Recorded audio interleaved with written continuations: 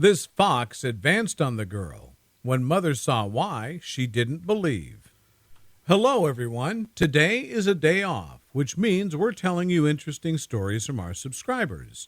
We love nature and often take advantage of the opportunity to get some fresh air.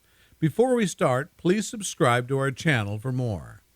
This weekend, my husband, daughter, and I decided to leave the city and head to the countryside for a much-needed vacation. The plans were to pick mushrooms, go fishing, and maybe catch a trophy fish.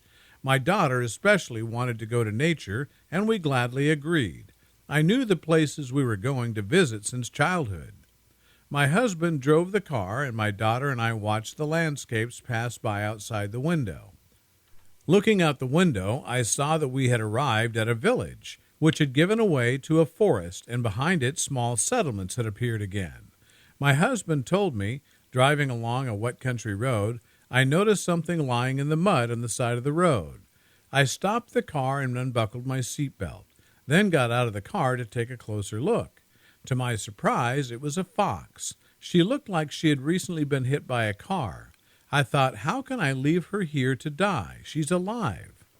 Sometimes I don't understand other people's actions. We were shocked by the deplorable condition of the poor animal. His eyes slowly opened and closed. His chest rose and fell, but he was still breathing. We were at a loss for words and stood there speechless. And then our sleepy daughter jumped out of the car and ran past us. The nearest town was far away, so we decided to take him to the nearest village. The girl's mother took a blanket from the car and slowly walked toward the animal. The woman carefully placed the animal on a blanket, wrapped it up, and carried it to the car. She then carefully placed him in the back seat and climbed in herself, placing the fox's head on her lap. When they arrived in the village, the little fox became very ill and even vomited in the car. Arriving at the first house, they noticed that the lights were on and the stove was burning. The husband quickly ran out of the car and knocked on the gate.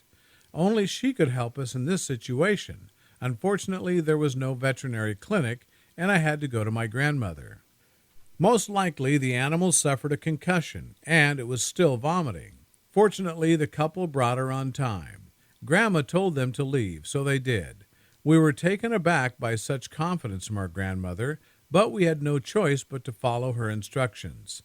It was felt that the grandmother was confident in her words. We left the house as Grandma ordered and went to check into our holiday home.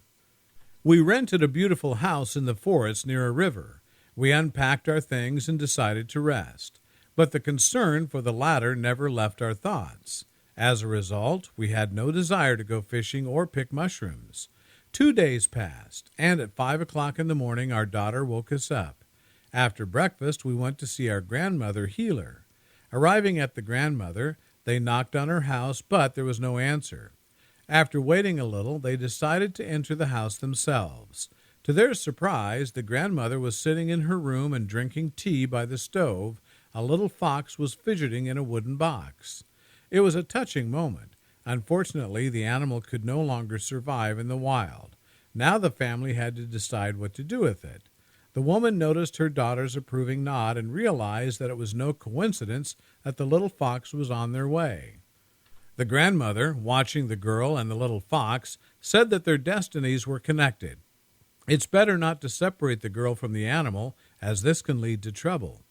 My husband and I looked at each other in surprise, but I could no longer be surprised by anything. Grandmother seemed strange to me, as if she knew something in advance. I have a lot to do. Pretending that she was busy, she collected herbs and wrote on a piece of paper what to give to the fox.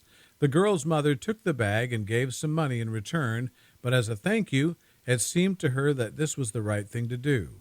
The grandmother's generosity was evident in the fact that she refused to take money in gratitude for the herbs. The little fox turned out to be a boy who was already quite old. We took him home and began caring for him. My daughter was especially happy about the new family member and often played with him when she came home from kindergarten. The baby named him Ray. He was taught to walk on a harness, but he still showed aggression sometimes. But that soon went away. Some time passed, and they decided to go to a village where they had been before. When they were driving along the road, Lushik was with them. Running close to my daughter, I saw that the girl was pointing her finger into the distance. She said that a snake was crawling nearby. The girl did not see it and stepped on it. The mother immediately reached for the baby's leg, but she calmed her down and said that she did not have time to bite her. The little fox grabbed her and ran away into the forest. Soon the girl's father came running, and all they went together to look for Lushik. But he didn't have to wait long.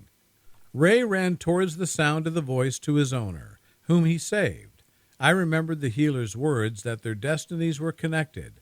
We saved him, and he saved our daughter.